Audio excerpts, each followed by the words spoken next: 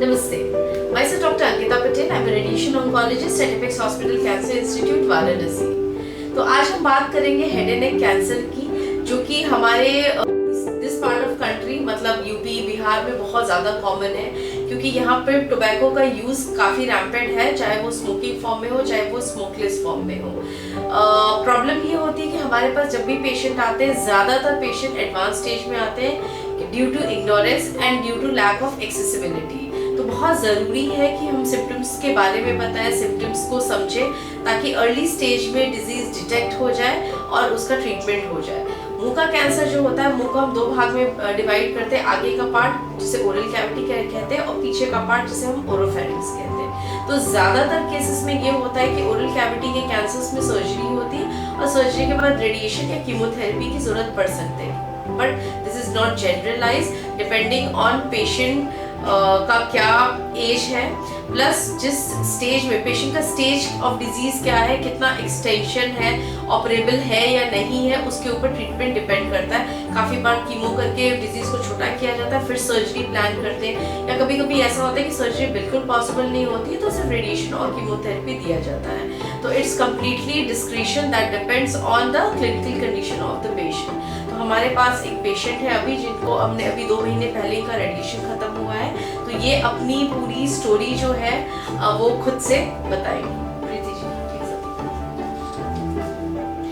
ये प्रीति जी के हस्बैंड हैं, तो ये उनके बिहाफ पे अपनी स्टोरी बताएंगे। स्टोरी हमारा ये है कि पहले मुंह में इनको छाला टाइप का हुआ, और जब छाला हुआ तो हम दवा कराए थे उधर, लेकिन ठीक नहीं हुआ। तो फिर हम BHU ट्रामा सेंटर में दिखाया, फिर वहाँ हुआ वैक्सी हुआ, तो रिपोर्ट में आ गया कि इनको कैंसर है। तब लेके चले गए मुंबई गए, तो वहाँ ताज होटल के बगल में एक CG हॉस्पिटल है, वहाँ डॉक्टर मुदस्सिर है हमारे, उन्होंने देखा और उसके बाद फिर ऑपरेशन किया, सर्जरी भी किया, और उसके बाद सर्जरी करके बाद फिर उन्होंने बताया कि आप रेडिएशन अगर यहाँ कराना चाहते हैं तो आपको 4 महीने समय लगेगा। 2 महीने उधर हो गया, 2 महीने इधर। आपकी पैसा है आपके पास या नहीं है, आपके पास करा सकते हैं या नहीं करा सकते हैं, इसलिए अगर आप अपने गाँव देश में जाना चाहें तो हम वहाँ बता देते हैं, चले जाइए। तो हमने उनसे पूछा, तो बोले कानपुर या लखनऊ या वाराणसी। तो हमने बोला वाराणसी हमारे लिए नज़दीक पड़ेगा। तो उन्होंने लिखा कि अपेक्स में आप जाके वहाँ रेडिएशन कराइए। तो उन्होंने नंबर दिया, फिर हम यहाँ आए तो मैनेजर साहब से मिले, फिर उन्होंने डॉक्टर अमिताभ पटेल से हमारा बातचीत कराया, और फिर ऊपर हमारा रेडिएशन यहाँ चालू हुआ। तो यहाँ रेडिएशन चालू होने लगा, तो फिर पैसा हमारे पास कमी था, तो फिर उन्होंने CM फंड से हमारा मदद करवाया, मदद करवा के आज सब कुछ ठीक हो गया। और फिर लास्ट में पेट स्कैन भी हुआ, इसका भी रिपोर्ट आ गया हमारे पास, ये भी 1 नंबर है, सब कुछ बढ़िया हो गया। अब हमें यहाँ आने का दरकार नहीं, बोले 2 महीने बाद आइएगा, सब कुछ मिल गया, बढ़िया हो गया। अब हम जाने वाले हैं यहाँ से, अब चले जाएंगे, फिर 2 महीने बाद आएंगे, फिर दिखाएंगे, लेकिन अब हमारा हम संतुष्टि है हमें सब कुछ। प्रीति जी, आप अपने घर में अभी सब काम कर रही हैं? कितने बच्चे हैं? आराम से उनको पढ़ाना खिलाना सब कुछ कर रहे हैं? कोई आप एकदम स्वस्थ है, आप अपना जो भी काम करती थी पहले वो सारी चीजें कर सकते हैं, ठीक है। बस आपको ओरल हाइजीन मेंटेन रखना है, जैसे कि समझाया गया है। जो एक्सरसाइजेस बताए गए हैं, जॉ स्ट्रेचिंग एक्सरसाइजेस हो गया, नेक फिजियोथेरेपी, उसको आपको कंटिन्यू करना है, ठीक है। और आपको 2 महीने बाद आना है, बट अगर बीच में कभी भी किसी तरह की दिक्कत होती है तो आप बीच में आ सकते हैं। तो किसी भी कैंसर ट्रीटमेंट में एंड फॉर दैट मैटर किसी भी ट्रीटमेंट में, किसी भी डिजीज में follow up is very important. Follow up में हम ये देखते हैं कि जो ट्रीटमेंट हुआ है उसकी टॉक्सिसिटी का क्या स्टेटस है, और पेशेंट कैसे रिकवर कर रहा है। और कैंसर में रिकरेंस का रिस्क होता है डिपेंडिंग ऑन कि कितना एक्सपोजर पहले रहा है और क्या स्टेज रहा है, तो इसलिए बहुत ज़रूरी है कि पेशेंट फॉलोअप में रहे। काफ़ी बार होता है कि ट्रीटमेंट खत्म हुआ फिर पेशेंट फॉलोअप में नहीं आते हैं, उसके बाद 4 साल 5 साल 3 साल बाद आते हैं रिकरेंस लेके।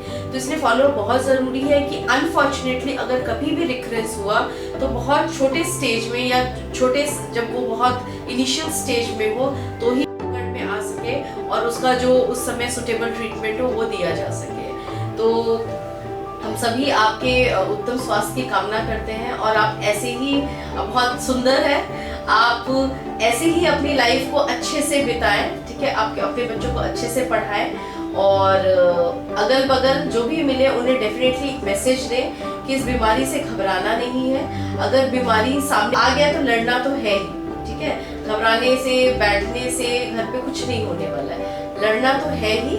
और इस समय इतने सारे सोशल फंड्स है, आयुष्मान की फैसिलिटी है, सीएम फंड है, इसके अलावा एनजीओज है, क्राउड फंडिंग है, जिससे पेशेंट्स को, स्पेशली कैंसर पेशेंट्स को बहुत हेल्प मिल जाती है, फाइनेंशियल एड मिल जाता है। और डेफिनेटली ट्रीटमेंट हमेशा ऐसे हॉस्पिटल में कराएं जहाँ पे सर्जरी, कीमोथेरेपी, रेडियोथेरेपी, कोई और अगर डिजीज है जैसे ब्रेस्ट सर्विक्स तो उसमें हार्मोनल थेरेपी, इम्यूनोथेरेपी, इसके अलावा पेट स्कैन, बाकी डायग्नोस्टिक फैसिलिटी एक जगह अवेलेबल हो। उससे फ़ायदा ये होता है कि ट्रीटमेंट में ब्रेक नहीं होता है, जो टाइम वेस्ट होता है 2 ट्रीटमेंट के बीच में वो चीज़ें बच जाती हैं। Thank you.